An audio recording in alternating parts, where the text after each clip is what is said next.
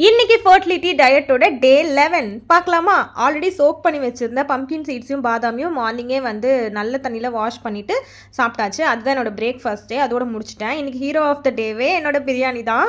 எனக்கு வந்து பிரியாணி சாப்பிடணும்னு ரொம்ப ஆசையாக இருந்துச்சு.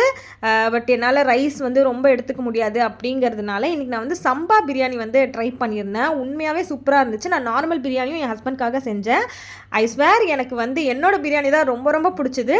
அந்த பிரியாணியில் கூட கொஞ்சம் உப்பு காரம்லாம் வந்து கொஞ்சம் ஏறிடுச்சு, கம்மியாயிடுச்சு அந்த மாதிரி. பட் என்னோடய பிரியாணி ரொம்ப பர்ஃபெக்டாக வந்துச்சுங்க. டயட்டில் இருக்கும் போதும் நம்மளால் பிரியாணி சாப்பிட முடியும் அப்படிங்கிற மாதிரி ஒரு ஹோப்பே எனக்கு அப்போ தான் வந்துச்சு. ஸோ அதுக்கப்புறம் நான் வந்து ஓகே இனிமேல் இதுலேயே நம்ம நிறைய டிஷ்ஷஸ் ட்ரை பண்ணலாம் அப்படின்னு யோசிச்சிட்டேன். ஸோ எனக்கு வந்து இன்றைக்கி மதியானத்துக்கு சம்பா ரவை பிரியாணி தான். அதுக்கப்புறம் ஒரு முட்டை, நிறைய சிக்கன் பீஸு, கொஞ்சமாக அந்த பிரியாணி அந்த மாதிரி சாப்பிட்டுட்டேன். ஈவினிங்க்கு வந்து என்னோடய பிரியாணிலேயே இருந்த மீதமான பீசஸ்லாம் வச்சு சாப்பிட்டுட்டு கூட வந்து ஒரு கொய்யாப்பழம் எடுத்துக்கிட்டேன்.